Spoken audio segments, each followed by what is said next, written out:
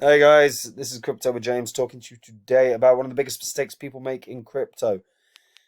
Um, I'm going to use newer cryptos as an example of that because sometimes the information is not readily accessible or not that easily accessible. So I'll get to that in a second. I updated the spreadsheet, the first 26 coins I spoke about on the channel. Had you invested $100 into each of these when I released videos about them? You're still holding that crypto, you've been in profit for over 12 grand. Bear in mind, this is after I don't know, 78,000 retracements. This at one point the spreadsheet was in the 100,000 territory. So, we're in a bear cycle.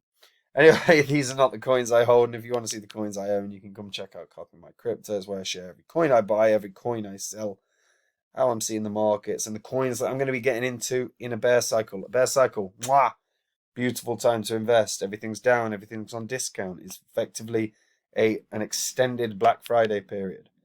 Um, Figure out the money. Well, best thing anyone can do is figure out the money that they can afford to invest and afford to live without, and then they can start allocating weekly, monthly, however they want to invest. But I've been saying this for 6 months that a recession was coming, that a bear cycle was coming.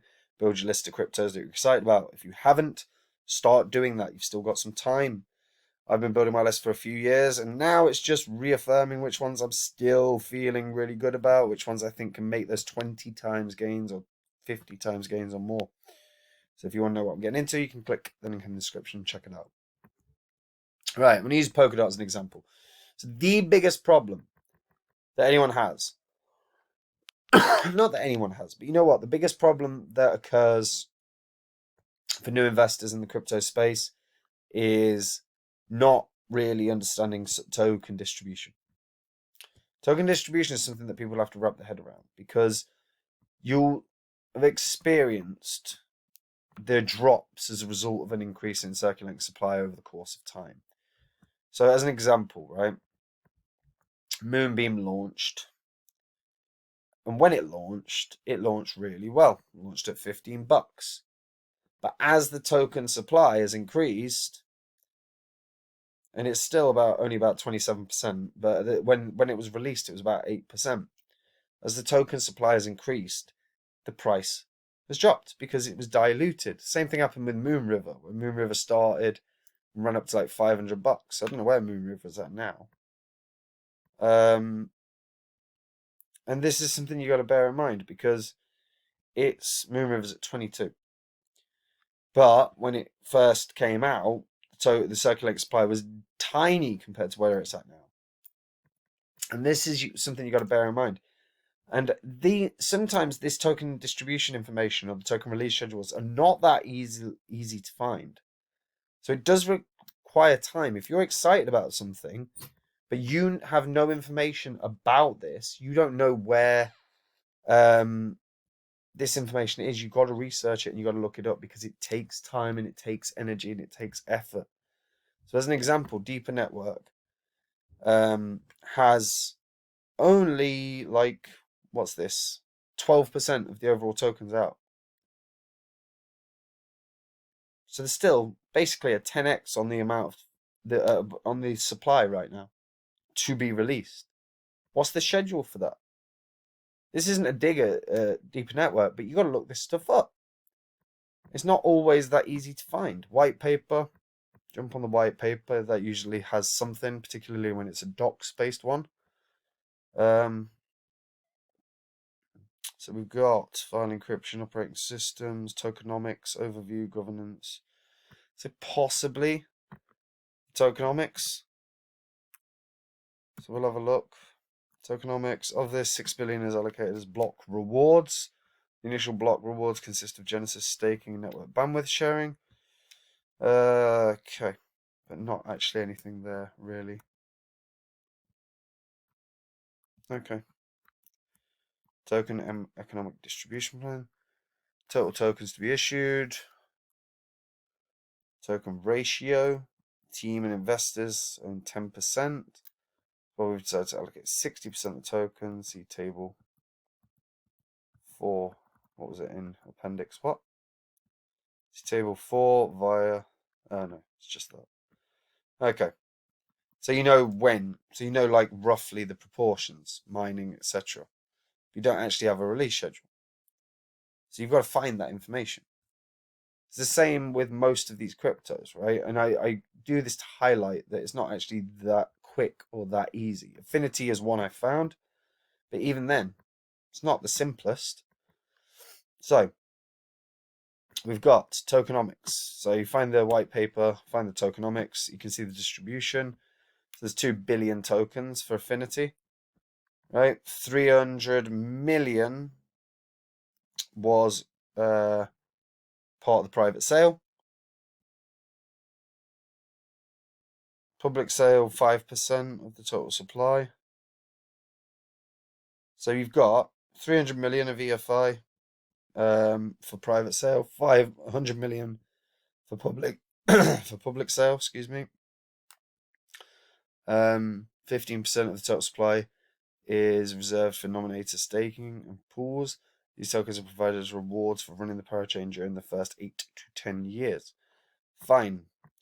You've got a release schedule where the private sale 10%. So this is all a split of 300 million. So 10% was released. So that was 30 million August 4th. Then 45 million released here.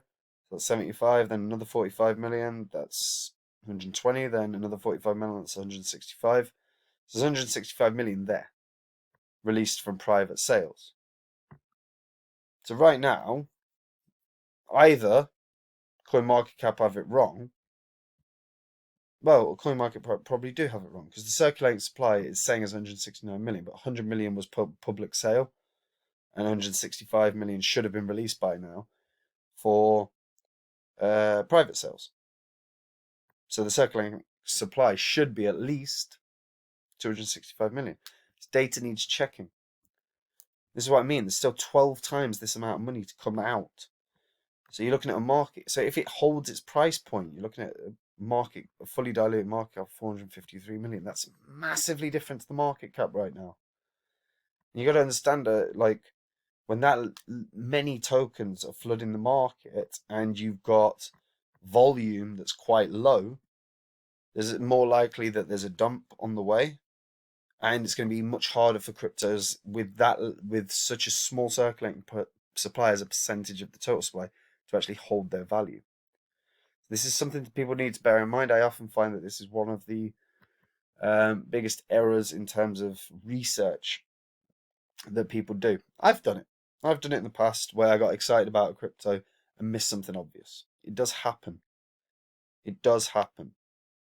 It's just people do need to be aware of it because it's okay, to be fair, if it's only 20% of the supply out, but the other 80% is going to be distributed over like 40 years or 30 years, but you need to know the time frame because if the other 80% is going to dump on the market over the next 2 years, no pissing way it holds this price point. It just can't.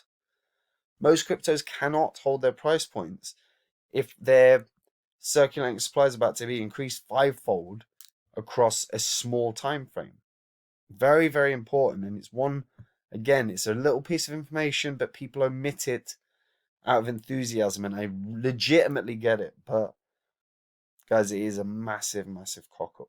So when you're highlighting the cryptos you're excited about, look at that. Understand how many tokens are going to land on exchanges in any given time. Because if, like I said, they flood the market all of a sudden, and it's not a highly traded asset, it's going to dump. Something to bear in mind. And by the way, I'm not crapping, like a lot of those projects that I'm just showing you really good projects. Affinity's a beast, you know, Moon River, Moonbeam, great, great, great Polkadot parachains and Kusama parachains, respectively. Quality projects. But when their token launched, it was a tiny supply, and as the supply has increased, and obviously we've hit a bear cycle as well, but the tokens have dropped in value. So understand the token distributions, research them. Usually it's in a white paper. You tend to look at white paper or docs on the crypto site. Key key research technique, bare minimum, that should be done when looking up and investigating into cryptos, guys. And the people that don't do that end up suffering losses because those people end up FOMOing in on cryptos more regularly. Just something I wanted to highlight. That's it from me. Hope you're all keeping well. And yeah, guys, if you're new to crypto or you've been in crypto a while but you're not prepared for the bear cycle, start preparing.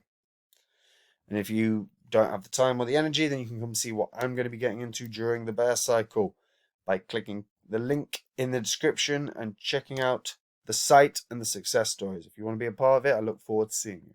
Take it easy. Bye-bye.